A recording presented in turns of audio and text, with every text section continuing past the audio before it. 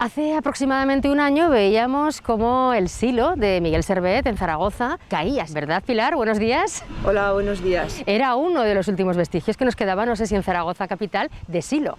En el caso de Zaragoza sí, es uno de los últimos que ya quedaba de los que tuvo la ciudad. Pues con él se derriba una parte de lo que se denomina patrimonio industrial y también un elemento muy simbólico de la ciudad. Son unos elementos, unas construcciones en vertical que funcionan como hitos urbanos, que los ves desde la lejanía y que también sirven para orientarse, ¿no? Y para darle carácter al sitio y al barrio en el que están levantados. ¿Cuándo surgen los silos aquí en Aragón y en España en general, que yo creo que serán contemporáneos en todos los sitios? La construcción masiva de silos verticales se inicia después de la Guerra Civil, como consecuencia de una política de control de la política agraria. Es una manera de tener en un sitio concreto almacenado, acumulado todo el trigo. De esta manera se distribuye en los momentos que se necesita o se quiere, y al mismo tiempo también se consigue de esa manera controlar el precio de esta mercancía en el mercado. Siempre me ha llamado la atención esas formas verticales de estos edificios. ¿Por qué no horizontales? Pues por varias razones. Primero, porque en el siglo XIX ya aparece tanto el hormigón como las estructuras metálicas que permiten hacer edificios en altura que puedan soportar grandes pesos, y luego también porque la técnica del almacenaje pues requiere una estructura vertical, ¿no? Ya que es a base de un sistema de cangilones que sube el trigo y lo va almacenando en los diferentes silos que hay dentro de la construcción, ¿no? ¿Este tipo de estructuras se le ocurrió a la España, al Aragón de aquellos momentos, o ya existía en otros países y se copió? No, estas estructuras se empiezan a construir en Estados Unidos en el siglo XIX. O sea, es una tipología arquitectónica que ya tiene una larga tradición hasta que vienen a España. Vamos, que no inventamos nada, Pilar. No, ya estaba inventado, ¿no? Estaba ya inventado. Pues sí, se nos había ocurrido pensar que solamente los teníamos nosotros. Estos edificios están situados en lugares estratégicos, en cruces de caminos, me imagino. Y sobre todo los vamos a encontrar siempre al lado de las vías ferroviarias. Faltarán un tiempo para que el camión se imponga o el transporte por carretera se imponga sobre el ferroviario. Son útiles en un momento, pero como todo, llega el día en el que ya no lo son.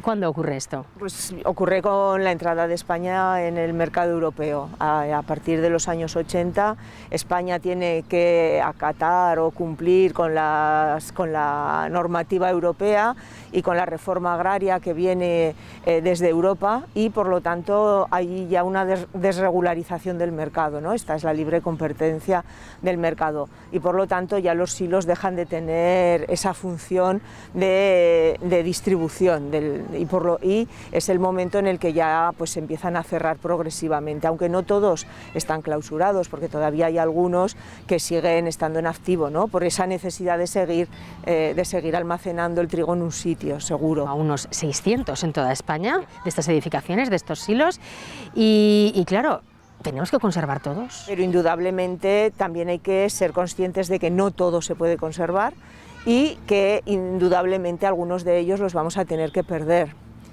Lo que sucede es que para decidir qué podemos conservar y qué no podemos conservar, primero tenemos que conocer, y después de estudiar y de conocer qué es lo que nos queda, en qué estado tenemos estos silos, bueno, pues entonces ya se toma una decisión de cuáles se deberían conservar.